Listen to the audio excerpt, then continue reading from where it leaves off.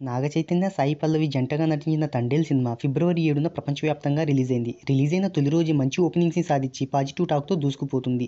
ఈ చిత్రం మూడవ రోజు కలెక్షన్లను తెలుసుకోబోయే ముందు ఒక చిన్న రిక్వెస్ట్, మన ఛానల్లోని వీడియోస్ చూసి నచ్చితే సబ్స్క్రైబ్ చేసి లైక్ కొట్టి షేర్ చేయండి. సాంకేతిక నిపుణుల రెమ్యునరేషన్తో పాటు ప్రమోషన్ ఖర్చులు అన్నీ కలుపుకొని ఈ చిత్రాన్ని 75 కోట్ల రూపాయల బడ్జెట్తో నిర్మించారు. ఈ చిత్రానికి ప్రపంచవ్యాప్తంగా 52 కోట్ల బిజినెస్ జరిగింది. ఈ చిత్రం లాభాల్లోకి రావాలి అంటే 54 కోట్ల షేర్, 105 కోట్ల గ్రాస్ను సాధించాలి. ఈ మూవీ కలెక్షన్ వివరాల్లోకి వెళ్తే తొలి రోజు ప్రపంచవ్యాప్తంగా 21.27 కోట్ల గ్రాస్ వసూలు చేసినట్టు మేకర్స్ ప్రకటించారు. ఇక రెండో రోజు కూడా 20 కోట్ల గ్రాస్ వచ్చినట్టు తెలుస్తుంది. ఈ మూవీ 2 రోజుల్లో ప్రపంచవ్యాప్తంగా 41.20 కోట్ల గ్రాస్ వసూలు చేసినట్టు మేకర్స్ ప్రకటించారు.